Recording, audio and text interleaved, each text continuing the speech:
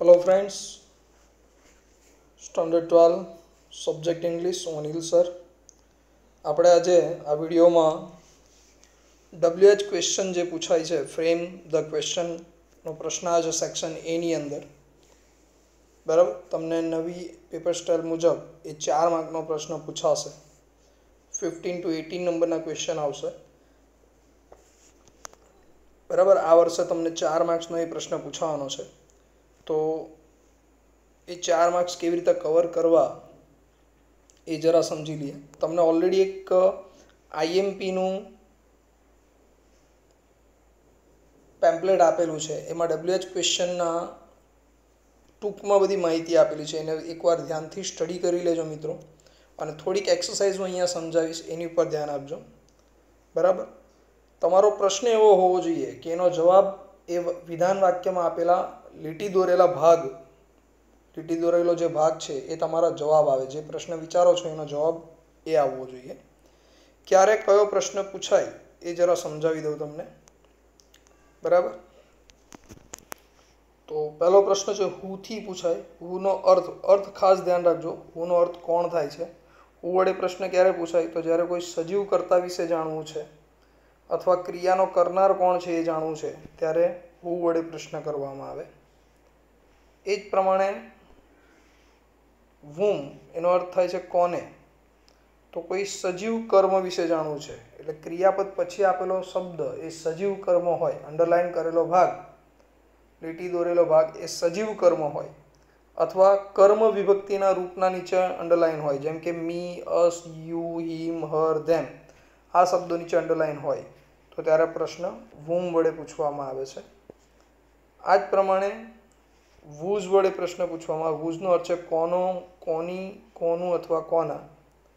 તો જ્યારે કોઈ સંબંધક બાબત વિશે જાણવું છે અથવા લીટી કરેલો ભાગ બરાબર એ કર્તા સાથે કોઈ સંબંધ દર્શાવતી વ્યક્તિ કે વસ્તુ છે અથવા સંબંધક સર્વનામના નીચે અંડરલાઈન છે, my, his, her, their, our, your વગેરે બરાબર। અથવા એફોસ્ટ્રોફી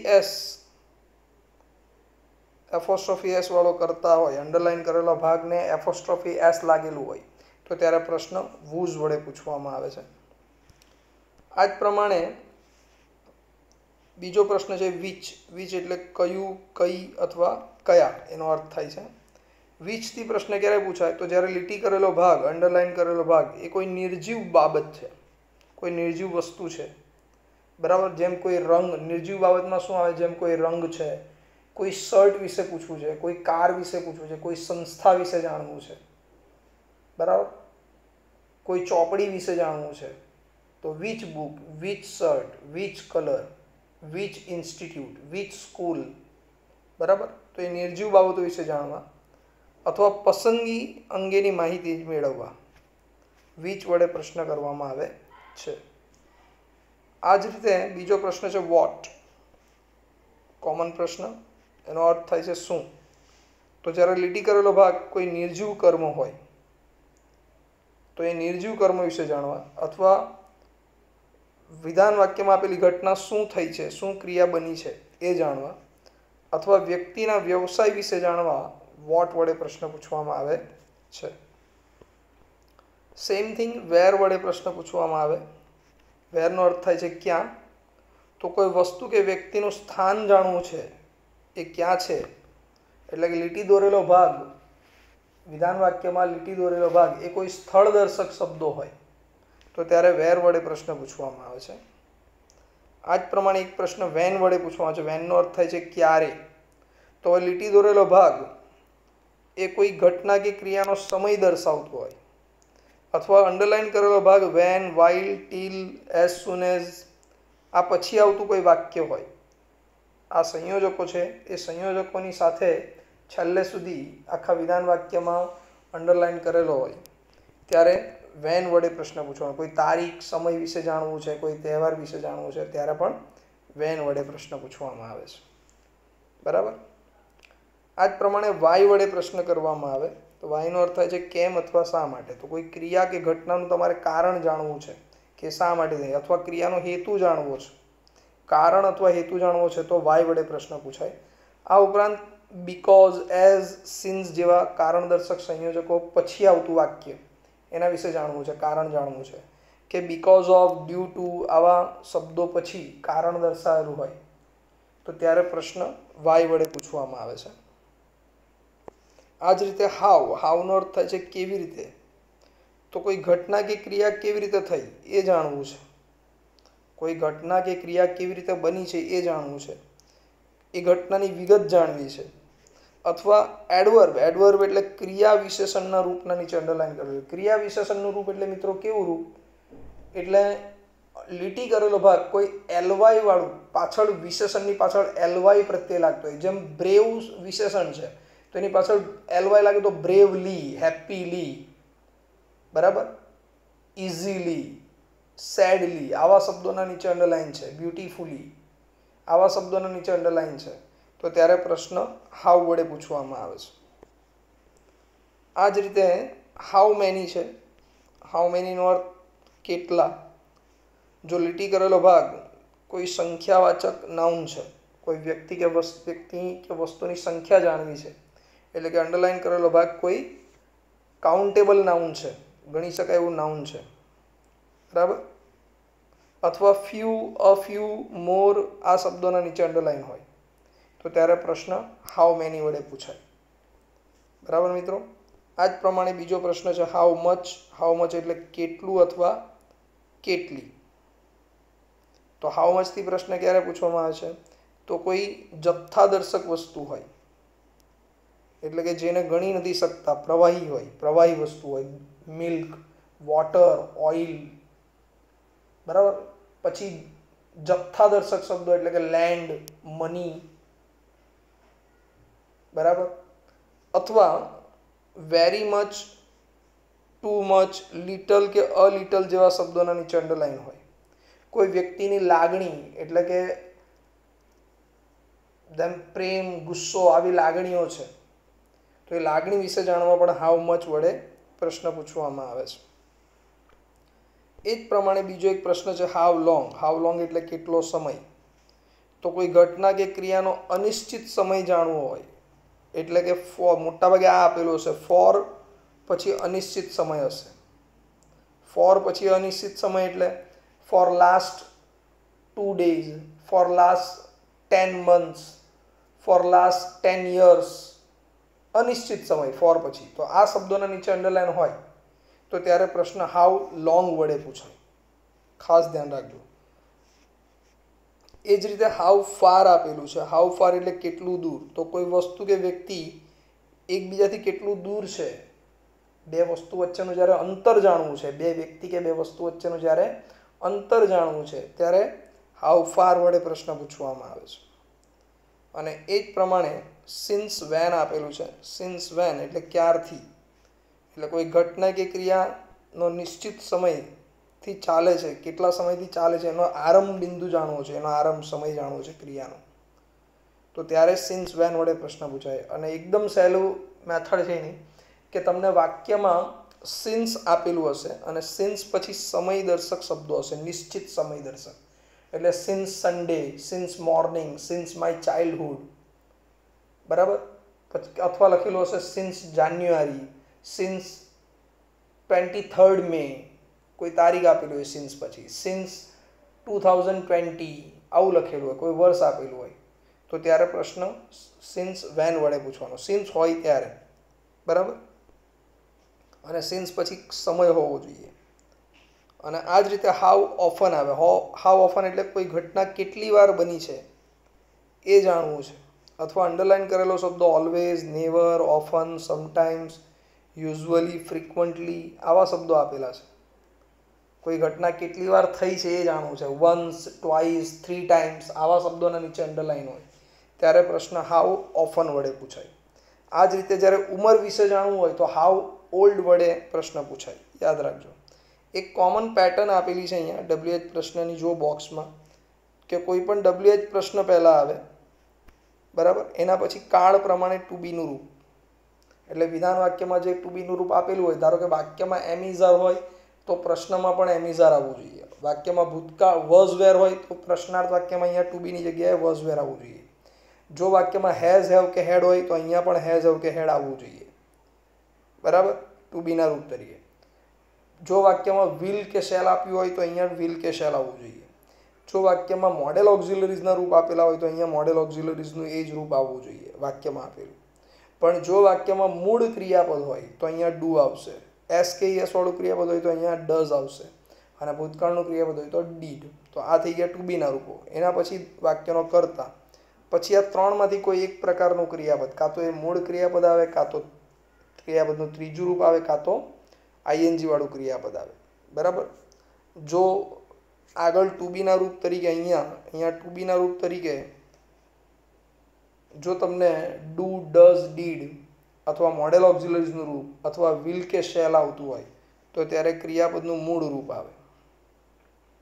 જો અહીંયા ટુ બીના રૂપ તરીકે હેઝ હેવ કે હેડ હોય તો અહીંયા ક્રિયાપદ આવશે V3, અને જો અહીંયા એમ ઇઝ આર કે વોઝ વેર હોય તો એની સાથે આઈએનજી વાળું ક્રિયાપદ આવે.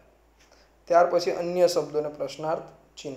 આટલી વસ્તુ કોઈ પણ પ્રશ્નાર્થ ચિહ્ન આવી રીતે જ બને. તો ચલો મિત્રો, મેં તમને દરેકના પ્રશ્નાર્થ વાક્યના કયા કયા પ્રશ્નો છે, એના અર્થ શું અને ક્યારે એનો ઉપયોગ કરવામાં આવે છે એ કમ્પ્લીટલી સમજાવી દીધું. હવે એના આધારે થોડાક એક્ઝામ્પલ સમજાવું, જેને તમે ધ્યાનથી સમજી લેજો, બરાબર. ઓકે, જરા જુઓ અહીંયા નીચે, અહીંયાથી શરૂ થાય છે.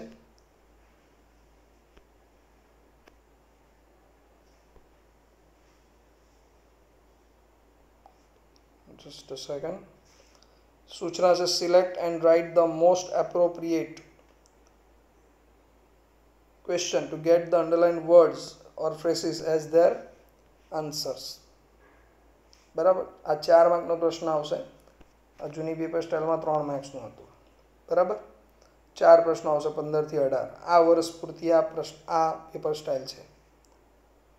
ઓકે, પહેલું વાક્ય છે love will automatically erase past hurt dot x. જો અંડરલાઇન કરેલો શબ્દ છે ઓટોમેટિકલી, બરાબર. હવે મેં તમને હમણાં જ થોડી વાર પહેલાં સમજાવ્યું છે કે જો લીટી કરેલો ભાગ, અંડરલાઇન કરેલો ભાગની પાછળ એલવાય લાગેલું હોય, એટલે કે ક્રિયા વિશેષણનું રૂપ હોય, એડવર્બનું રૂપ હોય, તો ત્યારે પ્રશ્ન હાવ વડે બને. તો મિત્રો, હાવવાળા કેટલા પ્રશ્નો છે? જો બી, સી અને ડી 3 પ્રશ્નો હાવવાળા છે. તો હવે તરત ધ્યાન ક્યાં જવું જોઈએ? ટુ બીના રૂપ પર. તો જો વાક્યમાં વિલ આપેલું છે તો મેં તમને પેલી ઉપર વાક્યરચના, એક પ્રશ્નાર્થ વાક્યરચના સમજાવી, બરાબર. એક પ્રશ્નાર્થ વાક્યરચના તમને સમજાવી છે. તો એ પ્રમાણે વિલ આવવું જોઈએ. હાવથી પ્રશ્ન બને એ નક્કી થઈ ગયું. કેમ? તો કે ઓટોમેટિકલીના નીચે આપેલું છે અંડરલાઇન, એટલા માટે. એડવર્બના નીચે છે એટલા માટે. હાવ પછી તરત શું આવવું જોઈએ? ટુ બીનું રૂપ વિલ. તો હાવ વિલવાળા કેટલા વિકલ્પ છે? તો એ એક જ વિકલ્પ છે, ઓપ્શન સી. તો આ એનો જવાબ છે. ડાર્ક અક્ષરોમાં છાપેલા જ છે આન્સર, બરાબર. એટલે તમારે શોધવું નહીં પડે. How will love erase past hurt dot X. Okay મિત્રો, આ જ પ્રમાણે બીજું જુઓ, error is a common mistake. તો હવે એરરના નીચે અંડરલાઇન છે. હવે એરર એ કોઈ સજીવ કરતા નથી. જો વાક્યની શરૂઆતમાં અંડરલાઇન હોય અને એ સજીવ કરતા હોય ત્યારે મિત્રો પ્રશ્ન બને હુ વડે. પણ અહીંયા વાક્યની શરૂઆતમાં તો અંડરલાઇન છે, બટ એ શું છે? કોઈ વસ્તુ છે, નિર્જીવ વસ્તુ છે. તો નિર્જીવ વસ્તુ હોય ત્યારે વોટ વડે પ્રશ્ન બને, બરાબર. કે શું કોમન પ્રોબ્લેમ શું છે? તો શું વડે પ્રશ્ન પૂછવો એટલે વોટથી પ્રશ્ન બને. તો હવે વોટવાળા આપણી પાસે 3 વિકલ્પ છે, એ, સી અને ડી, બરાબર. તો હવે વોટ પછી શું આવવું જોઈએ? તો કે ટુ બીનું રૂપ જોવાનું. તો વોટ પછી ઇઝ આવવું જોઈએ. તો જો પહેલા વિકલ્પમાં વોટ વોઝ છે એટલે આ તો વિકલ્પ નીકળી ગયો, આને અહીંયા આવે. બી તો આવવાનો જ નથી. હવે તમારી પાસે 2 વિકલ્પ રહ્યા. એમાં જો ડીમાં વોટ પછી વુડ આપેલું છે એટલે એ પણ આવવાનું નથી. તો હવે એક જ આન્સર તમારો રહ્યો, ઓપ્શન સી. તો સાચો જવાબ છે તમારો બીજાનો, option C. What is a common problem, બરાબર. તમે જ્યારે લખો ત્યારે આવી રીતે છગડીયા કાઉન્સ, મોટા કાઉન્સમાં સી લખવાનો, આન્સર લખો ત્યારે પછી ડેશ કરીને જે જવાબ આવતો હોય એ આખો જવાબ લખવાનો, બરાબર. ખાસ ધ્યાન રાખજો એક્ઝામમાં લખતી વખતે. ઓકે, એના પછી થર્ડ ક્વેશ્ચન, ત્રીજો પ્રશ્ન, Walt remain the simplest all the time. The સિમ્પલેસ્ટના નીચે અંડરલાઇન કરેલું છે. તો વોલ્ટ હંમેશા એકદમ સામાન્યમાં સામાન્ય વ્યક્તિની જેમ રહેતો હતો. તો વોલ્ટ કેવી રીતે રહેતો હતો, કોઈ ઘટના કેવી રીતે બને છે એવું આપેલું હોય ત્યારે હાવ વડે પ્રશ્ન પૂછાય.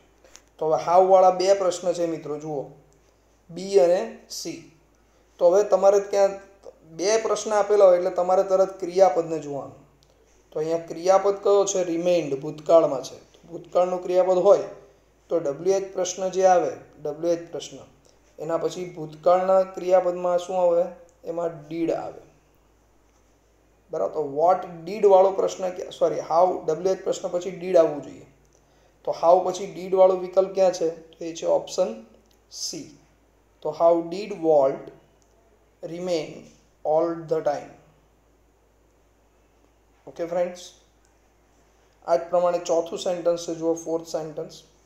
Volt studied cartooning in Chicago and started a little animated cartoon company in Kansas. Underline કરેલો શબ્દ છે લિટલ એનિમેટેડ કાર્ટૂન કંપની. તો વોલ્ટે કેન્સાસ શહેરમાં શું શરૂ કરેલું?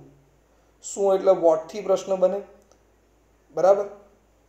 તો વોટવાળા ત્રણ વિકલ્પ છે, એ, બી અને ડી. સી એ આન્સરમાં આવવાનું જ નથી, બરાબર, એને કાઢી નાખ્યું.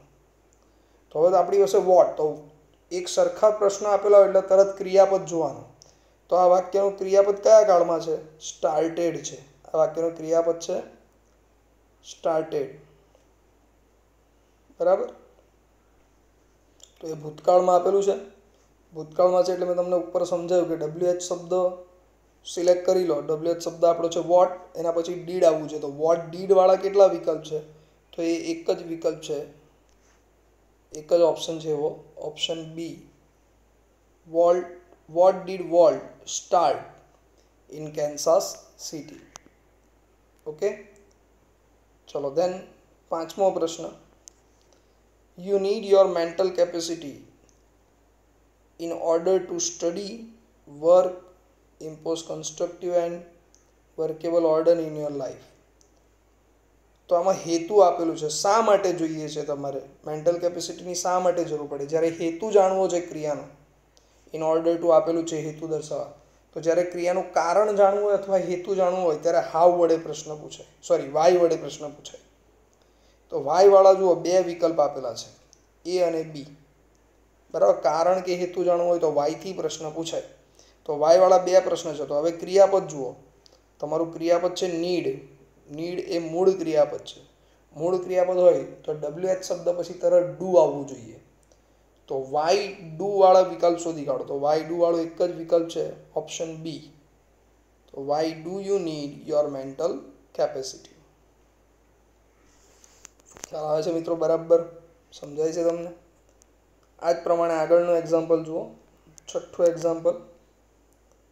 The screen exercise show you how to step back in a emotionally detach your self from your current situation. તો હવે અંડરલાઇન છે how to step back and emotionally detach your self from your current situation. તો screen exercise તમને શું બતાવે છે? તો શું એટલે વોટથી પ્રશ્ન પૂછાય. તો હવે જુઓ મિત્રો, વોટવાળા કેટલા વિકલ્પ? ત્રણ વિકલ્પ છે, બરાબર. તો હવે ક્રિયાપદ જોવાનું. તો ક્રિયાપદ કયું છે? શોઝ ક્રિયાપદ છે. તો શોઝની પાછળ એસ લાગ્યો છે, તો માટે WH શબ્દ તમે જે ડિસાઇડ કર્યો છે એના પછી એસ લાગેલો હોય ક્રિયાપદને, તો એ WH શબ્દ પછી શું આવવું જોઈએ? એમાં ડીડ આવવું જોઈએ, સોરી, ડઝ આવવું જોઈએ. તો વોટ ડઝ વાળો વિકલ્પ શોધી કાઢો. તો એવો એક જ વિકલ્પ છે, option A. What does the screen exercise show. અહીંયા તો વોટ ઇઝ આપેલું છે સી અને ડીમાં, એટલે આ બે વિકલ્પ ખોટા છે. બી તો આવવાનો જ નથી, એ પણ ખોટો જ છે, બરાબર. આ રીતે સાતમો પ્રશ્ન જુઓ. With heavy hearts we hoisted Nani's bier over our shoulder. With heavy heart, દુઃખી હૃદય સાથે. તો કેવી રીતે ઉચકી અમે નાનીની ઠાઠડી? કેવી રીતે, કે કોઈ ઘટના કેવી રીતે થાય છે એ જાણવું છે તો હાવ વડે પ્રશ્ન પૂછાય. તો હાવ વાળા તમારી પાસે ત્રણ વિકલ્પ છે. તો હવે ક્રિયાપદને જોવાનું. આ વાક્યનો ક્રિયાપદ આપણે જેમાં પ્રશ્ન બનાવવાનો છે એ વાક્યનો ક્રિયાપદ છે હોઇસ્ટેડ, તો ભૂતકાળમાં છે. તો WH પ્રશ્ન સિલેક્ટ કર્યા પછી હાઉ પછી ડીડ આવવું જોઈએ. તો હાઉ ડીડ વાળો એક જ વિકલ્પ છે, ઓપ્શન બી. બરાબર, તો એ તમારો answer. How did we hoist Nani's bier over our shoulders. 8મો પ્રશ્ન. Nana would often arrogantly parade into the house with his new wife. બરાબર, તો આ his new wife એ કર્મ છે અને એ સજીવ કર્મ છે. જ્યારે સજીવ કર્મ વિશે જાણવું હોય તો પ્રશ્ન whom વડે બને, પણ જો અંડરલાઇન કરેલા શબ્દની સાથે with પણ છે એટલે પ્રશ્ન બનશે with whom વડે, એ પ્રેપોઝિશન સાથે લઈ લેવાનું. બરાબર, તો હવે પ્રશ્ન તમારો ઓપ્શન છે with whom વાળો ઓપ્શન છે. 2 ઓપ્શન છે, 3 ઓપ્શન છે with whom વાળા, A, C અને D. તો હવે ક્રિયાપદ જોવાનું. તો ક્રિયાપદ કયું છે? would આપેલું છે, તો with whom પછી would આવવું જોઈએ. તો એવો વિકલ્પ એક જ છે, option C. with whom would Nana often parade into the house. Okay, next. 9મું વાક્ય.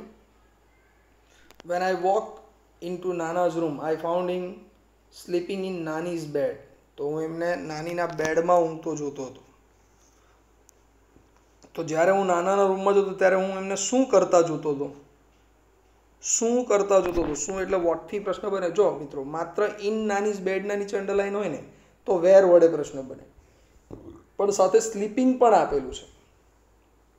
તો સ્લીપિંગ આપેલું છે માટે પ્રશ્ન વોટ વડે બનશે. શું કરતા જોતો હતો? શું એટલે વોટથી પ્રશ્ન, એવા 3 વિકલ્પ. તો હવે ક્રિયાપદ જોઈ લો. ક્રિયાપદ છે વોકડ.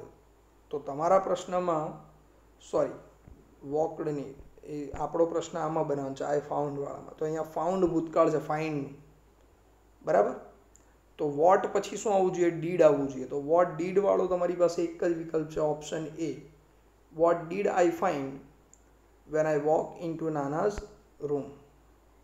Okay, ચલો 10મો પ્રશ્ન. A dark river flows into the dark river. તો ક્યાં વહે છે? સ્થળ આપ્યું છે. સ્થળ આપેલું હોય તો વેર વડે પ્રશ્ન પૂછાય. તો વેર વાળા 3 વિકલ્પ છે. તો હવે ક્રિયાપદને જોવાનો. ક્રિયાપદ છે ફ્લોઝ. સાદા વર્તમાન કાળમાં ક્રિયાપદ છે ફ્લોઝ. તો વેર પછી ડઝ આવવું જોઈએ. SKES વાળું ક્રિયાપદ હોય તો વેર ડઝ વાળો એક જ વિકલ્પ છે, option C. Where does a dark river flow. 11મો વિકલ્પ. The writer went to Haridwar for the immersion of her Nani's ashes. તો ફોર પછી for the immersions of her Nani's ashes. તો શા માટે ગયા હતા? તો નાનીના અસ્થિઓનું વિસર્જન કરવા. બરાબર, શા માટે એટલે વાયથી પ્રશ્ન બને. તો વાય વાળા અલગ 3 વિકલ્પ, 2 પ્રશ્ન છે. તો હવે ટુ બીનું રૂપ જુઓ, ક્રિયાપદ જોવું પડશે એના માટે. તો ડીડ વેન્ટ આપેલું છે, ગોનું ભૂતકાળ છે વેન્ટ, એટલે વાય પછી ડીડ આવવું જોઈએ. તો વાય ડીડ વાળો એક જ વિકલ્પ છે આપણી પાસે, option b. Why did the writer go to Haridwar. આ જ રીતે 12મો પ્રશ્ન જુઓ friends. The most ferocious kind of ants, the driver ants of Africa. તો કયા પ્રકારની કીડીઓ સૌથી ખતરનાક કીડીઓ ડ્રાઈવર એન્ડ તરીકે ઓળખાય છે? કયા પ્રકારની એટલે વોટ કાઇન્ડથી પ્રશ્ન બને. તો પ્રશ્ન ઓપ્શન C.